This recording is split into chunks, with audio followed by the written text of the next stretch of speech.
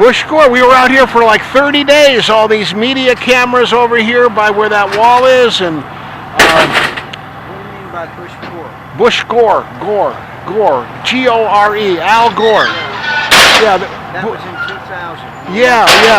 I was supposed to be ready in 2000 with my book, The Millennium Manger Project.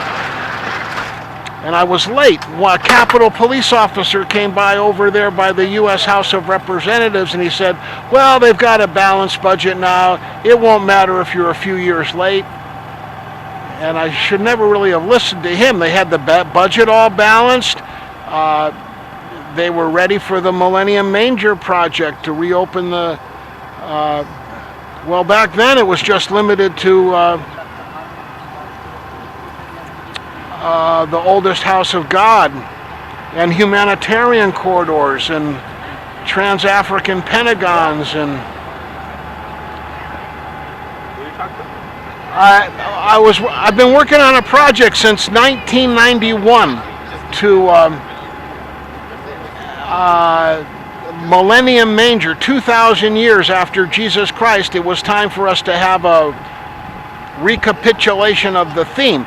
So now I've gotten it as far as let's reopen the Messiah Gate in Jerusalem. It's called the East Gate, I think.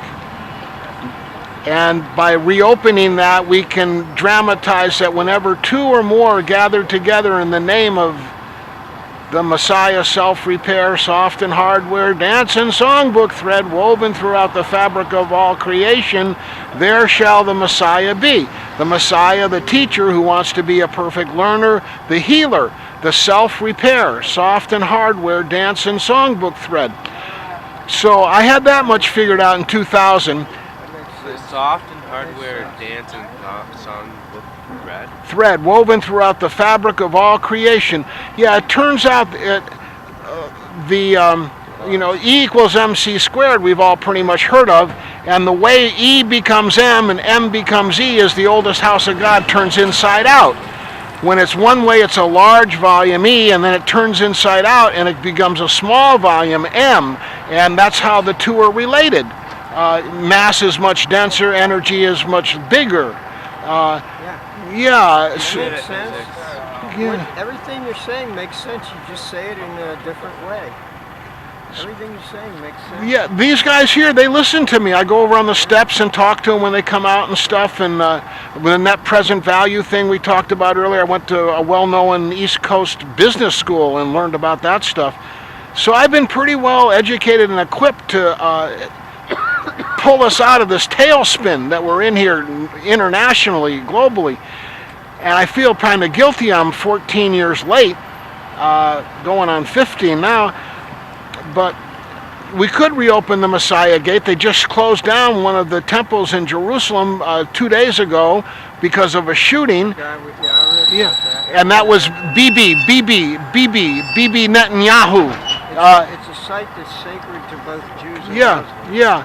And they were keeping the Jews away after the shooting, and the Jews started complaining that, hey, we want access again. And that's to let the international community know, Bibi knows that I want to reopen the East Gate, and that's kind of how an election can get tipped, man. 1 month before the election, pow, the gate reopens.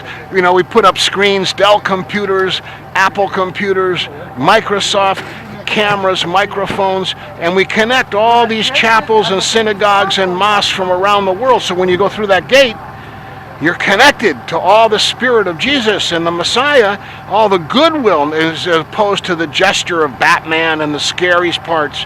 You make the Messiah Gate a model of whenever two or more are gathered together in the name. And the court here had a funny thing. They changed this from two-way traffic to one-way traffic a few years ago. Yeah. So they gave a poster up, notifying people, one-page thing, traffic will be changed from this direction. So I took their thing and I just made almost a duplicate idea for Jerusalem, notifying them of the change of the traffic pattern at the East Gate when it gets reopened. So you can only go in? Yeah, it'd be a one-way traffic pattern. Maybe you could only go in there or you could only go out. And there's a graveyard near there we have to consider, and we'd have to widen one street.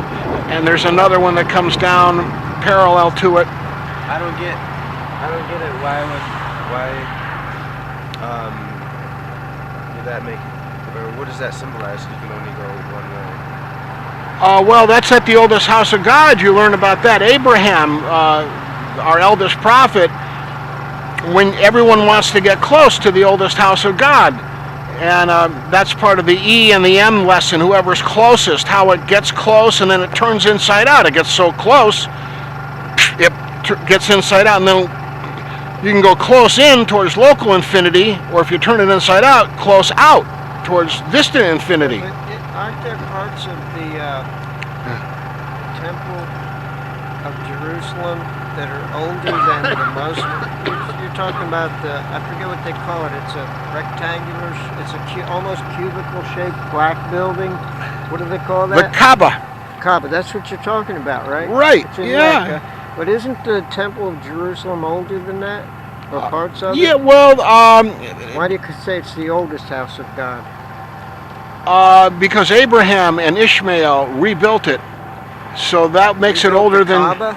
Yeah, and Oh, I don't know anything about that. You But might be right, but it's wasn't it? No, that's not. it was supposed to be in the original Garden of Eden. Yeah, I'm not sure. I don't know much about it. I don't know a lot of the details. But The Muslims here taught me about it. I didn't think it was any older than the Temple of Jerusalem.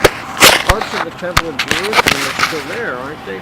Well, the Or Canaanites were there I know first. that the Romans destroyed it in, say, 60 AD, but weren't there parts of it that survived that war? I mean, aren't there some really